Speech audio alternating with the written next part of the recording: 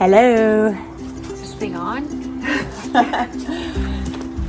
Hello. Hello, welcome to another menopause chit chat with Mojo and Moxie. I'm Danny. I'm Christine. And today's Wine Wednesday.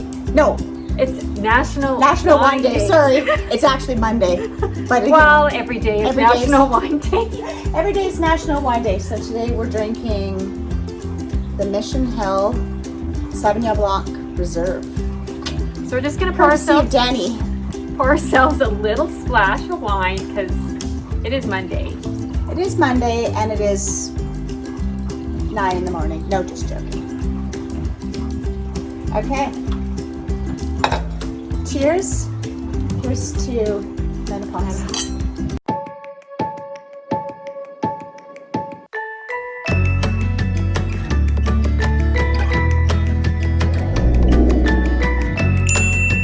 My husband's complaining that we're drinking without him.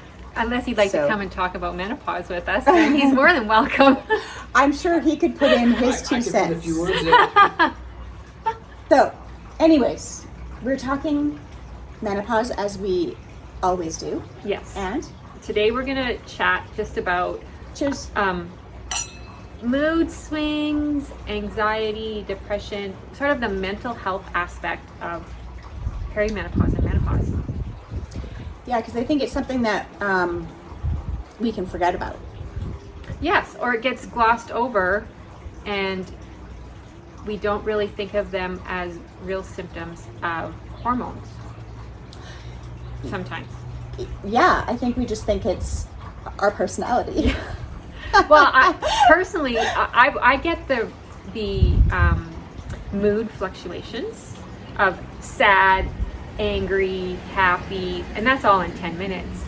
Yes, yeah, right? Yeah. But for me, Starting to the rain. anxiety and the depression, to me, I never correlated that with hormones. No, me neither. Me neither. I just thought, actually, I actually just didn't really think about it. I just thought this was sort of normal. Yeah. Yeah. Like, I am with you, and then sometimes I'll say something and my kids or my husband will be like, whoa, like what just happened? And I'm thinking, what is wrong with you guys? Yeah. Like, I'm totally fine.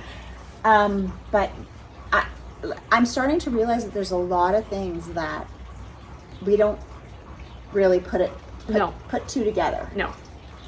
So being the more scientific and knowledgeable of the two of us, what is the reason for that? Or what's like... Well, I don't really know other than just basically the Low hormone estrogen, fluctuations right? between estrogen and progesterone. Right. So your body's always fluctuating with those during menopause or during life. I mean, listen, Yeah. women, it really sucks to be us. We got puberty Yeah. hormones. Yeah. We got pregnancy hormones. Yeah. We got post-pregnancy hormones. Mhm. And then we have perimenopause and menopause. Yeah. Exactly. So, for 30 plus years of our lives, our hormones are fluctuating, right? So I was reading this article about this woman was talking about how if you're going through puberty, that's like the your body taking the brakes off of your reproductive hormones, and then as you go through perimenopause into menopause, it's your body putting the brakes back on. And so basically, again, and I think we talked about this in another video, it's like you're going through the teen fluctuations as an older person. Yeah. Yeah. And you think we'd be able to handle it better, but also as you get older, you get a lot of other different issues. Right. Now we have life experience, so we're supposed to be better at handling it, right? Right. And I think that's maybe what people expect. Yes. Right? When it comes to feeling down, it's okay to feel down one day and if you just don't want to do anything. Or anxiety, like that feeling of your heart racing for no reason. Yes. Like sometimes I'll wake up or have in the past in the middle of the night, and I'm like, did I just have a bad dream? Why is my heart racing? Right? Yeah. And then I'm thinking something's wrong. I'm dying. I'm Yes. like, right? Yeah. I think there's a lot of women that go through that feeling of, yes, what is happening? yeah, exactly. Right? Exactly, because you just don't feel like you, but then you think, well, maybe this is just me. Just, you change as you get older. I don't just mean hormonally, but I mean, like, you become maybe more mature. Maybe you become, well, you're supposed to. But maybe you become more self-assured. So then you stand up for yourself in things that you didn't used to before. And then all of a sudden, is it that, or is it that you're feeling anxious, sad, depressed, or combative? Right. Right. Right? Like, you could just be in one of those combative moods and you just want to, like, fight about it. That doesn't matter what it is, you just want to pick a fight. Yeah. Which, our households love it when we pick a fight over the fact that, somebody hasn't put their dish in the dishwasher, but little things like that can set us off. Can really throw you. Yes. Yeah. And, like, literally turn into, like, a wild ride. Yes. Yeah. Wild, crazy 15 minutes of yelling and whatever. And they stand there with eyes like, oh, okay. Yeah, I do remember a fight I had with my mom at the time. She was probably starting menopause. There was hormones fluctuating in the house. Of course, I was a teen. Yeah. And I remember getting into a fight with her over hair product. She got so mad at me because I used her hair product. Oh my and gosh. I was like, it's just mousse. Like, what's the big deal, Mom? Like, let go. But now I look back and I think, okay. Right? Yeah. But then we didn't know. Like, we sort of talked to our kids a bit more about... A little bit, yeah. Yeah, our kids probably hear a little bit more than also because we're talking about it right now. Their ears are to the... Yeah. So they get to see some of the stuff that we do, and so they maybe are like, roll their eyes a bit more, but maybe are more used to it. Yes. I don't know. Yeah, understand a bit more, I suppose. They probably like, oh God. Yeah. My mom's having one of those perimenopause days. Yeah. It's a perimenopause day. Get out, everybody leave. Well, but I know that some things that, like, I had a situation a couple months ago, and it was such a no big deal situation, but it was like, it was something that happened and I felt anxious about it. And rather than just, like, either dealing with it or just letting it go, it just became this huge monster. And it just started, like, it was ruminating in my head, and it was pretty crazy. And when I look back at it now, I'm like, oh my gosh, that was such a small little thing, but it felt so big at the time. Yeah. And now I'm like, oh my gosh, I wasn't just being crazy. Maybe I was actually feeling like maybe it was the hormones. Yeah, I think that's a lot of things. And I find myself, after having one of those rage moments, going back and apologizing. Yes. Like, I don't know what happened. I shouldn't have done that in that way. But yeah, sometimes you just can't help it. Like, or crying. Yeah. I mean, I had a day where I just cried all day for no reason. Yeah. Like, literally no reason. Yeah. I have not experienced the sadness. Maybe a little bit with this whole pandemic thing, because I just feel like I have nothing to look forward to. But I wouldn't necessarily blame that on menopause or perimenopause. It's just like a lot of us are feeling, I think, a little bit more down than usual. Right. And for some people that can be heightened more during this time too, right? If you're already down and then you have hormones that are causing you to have those symptoms again, it can be heightened. So. But after you had a baby, did you have that sadness where you cried? I did not. You didn't? Okay. No. I was wondering if it was maybe similar. You know, I did a couple times with my first I think just because it was such a life change. But I haven't had any other really weird sadness things. Nor did I really have much when it came to like getting my period. I didn't feel sad before. Yeah. Anything. I can't remember. I don't believe that I ever really did. But Yeah. yeah, it's weird how things just come over you, Yeah. right? And it's nice now that there's more information out there, so that you don't feel like you're alone Totally. in feeling that way. I could imagine 30 years ago, Yeah. 40 years ago for women, they just were told to grin and bear it and move on. And that was just how it was. Not a lot of people talked about it. I know my mom didn't talk about it at all. Like of course, when you're a teenager, your life revolves around you. Yes. So I maybe she did talk about it, and I was like, what? Like, if it doesn't have anything to do with me, why am I even listening to you right now? You know, maybe I was like that. I don't recall it being like something that we talked about like at the dinner table. I mean,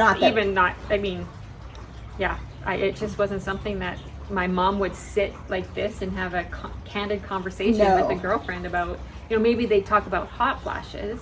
Yes, but would they talk about, you know, feeling depressed or anxiety or anger or rage, like real rage? Right? Yeah. Mm-hmm. Would they talk about that? I honestly don't know if they did. No, I think, and now, of course, as we are becoming as a society more open to like talking about mental illness in a more open way and being like less judgmental, I feel like people are more willing to talk about feeling blue, feeling like, you know, just because it's more normalized. It's become more normalized, which is really good. There's strength in numbers too, right? Yeah. So if you know that someone else is feeling the same way, it sort of makes you feel better. Totally. Right? Knowing that you're normal and you're feeling the same as somebody else. Yeah. It's the anxiety piece is something that I think was maybe the last one that I really like sort of admitted to well, I guess I didn't really think of it as a symptom, and then when I started reading more about it, I realized that it was a symptom. And when we were like, I guess a little bit younger, like maybe would have been when our parents were going through menopause, and like Suzanne Summers was kind of like on Oprah talking about, you know, hormone replacement and that sort of thing. I still feel like I don't know a lot about that. I feel like I know a lot about all the symptoms and all the things to watch for, but I feel like I don't know a lot about the options to help you cope. So what do you do, like for anxiety, what do you do to cope?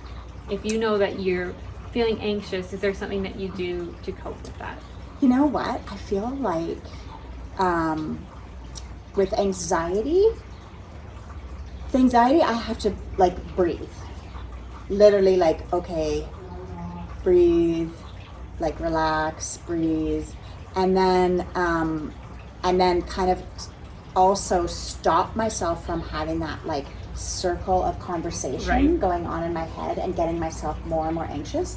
I have to like stop that and say enough. Like, you know, self-talk. That's what I do for the anxiety. The breathing and also like sometimes it helps to say, is that likely to happen, or is that for sure gonna happen? Right. We're in the middle of taping something, honey. Sorry, I need the link. On the computer, you can check it. Just don't forget it. Okay, this is an editing moment. Okay. Yes. So that's right. Taking the time to self-talk and breathe through it, I think, helps me as well. A lot of people talk about making sure that you go for walks or things, self-care, right? Totally. That also helps with that. You know, I think that here's the thing. I'm a big exerciser, and I'm a big, not cardio junkie, but I like to get my heart rate up. And I feel like if I didn't exercise, menopause, perimenopause would have been a whole lot worse. Yeah. And I think that anxiety level would have really come out. And you're really into like yoga and meditation. Well, I don't really do meditation per se, but more yoga, more Stretching. Yeah. that kind of stuff that helps me. Yeah. I also just try to maintain a healthy diet. Right. I think that's important as well. Yes. And maybe not so much wine, but that's really sort of hard to do in the last couple months. It's been hard to do in the last couple months. Well, I don't mind the wine as long as I'm eating healthy. I Healthy. try and balance it, right? Everything's about balance. that's right. And I also don't want to take away too many of the things that I really love. Like, I want to Yes. love life. Yeah. I think. Yes, Like, that is important too. yeah. And I feel like I lived a lot of my life not really thinking that way. Yeah. Like, and now, like, I'm like, no, there's not that much. I mean, hopefully there is, but you know, like, now's the time to like love life, love what you're doing. You know, take those little pleasures. Yes. Yeah. And you learn that as you get older. Totally. And it's funny how at this point you learn it when you really need it. Yes. Right? You need that to cope Yeah. with what's going on Yeah. in your life. But exercise for sure keeps the anxiety down, right? Yeah. And I think yoga, stretching, Breathing. Yes. keeps the anxiety down. Yeah. Getting outside, Yes. Some vitamin D. huge. Yes. Like Helps. huge. And the other thing that I realized, and I don't know if this is like a menopause thing or if it's just a me thing, but my doctor told me that it was really low in B12. Now B12 is actually a really a hormone or a vitamin that if you take it, like, it does help your mood. Yes. Yeah. So it was interesting, like, you know, I was really low, and she said, you know, it could help with, if you boost up your B12, it could help with your mood. Yeah. Yeah. Well, yeah, B vitamins are very important for stress and Yeah. mood for sure. Yeah, So, stress. And, yeah. and stress and anxiety kind of go. But we don't think about that either, right? I always find that having a good healthcare practitioner, your MD, or if you see, you know, chiropractor or naturopathic Yeah. doctor or anybody that you can at least talk to and feel comfortable Yeah. telling these things to, and they don't slough them off and they Yes. listen to you, Yeah, right? I Yeah. think that's super important to have. yeah, for sure. Yeah. For sure. And you, when you do your acupuncture, what do you find it helps with? Everything? I think overall it helps with everything for me. It's a relaxing time for me. Some people don't like Right. the needles, Right. but for me it usually doesn't bother me. But Yes. it's a relaxing time for me, and it helps to just balance the body a little bit. If you know the pretense behind acupuncture, it's about balancing certain meridians in your body. So for me, I've never done it, so. for me, it helps me. It helped to calm the mind over time. It helped with sort of balancing some of the symptoms that I was getting, sort of waking up in the middle of the night. Sometimes my cycle would be off, or I'd be super emotional. Yes. Right? That helps. So for me, it helps me. For some people, they say it doesn't help them, and that's Right. sort of the Yeah. thing you have to play with, because You have to find your thing. Everybody's so Yeah. different. Yeah. Yeah. I mean, we're just two ladies chatting. We're not like, No, we certainly don't. we're not doctors or No. No. but You gotta this is pick sort one. of what's helped us. Yeah. And it's so fun to have like someone that you can like, okay, put on this video and listen to these two old bags, see what we're talking about. I mean, you know, because it's fun to have someone to relate to, Yeah, right? it's all relative for sure. Yeah. So there you go. Today, anxiety. Tomorrow, Rage, mood Rage. swings, crying. Tomorrow, what will we talk about? There's so much more. There's so much more. And every single time we do one of these videos, we're going to be talking about a different crazy symptom of menopause. So Yes. join Mojo and Moxie for the next Wine chat. perimenopause wine chat. Cheers. Cheers.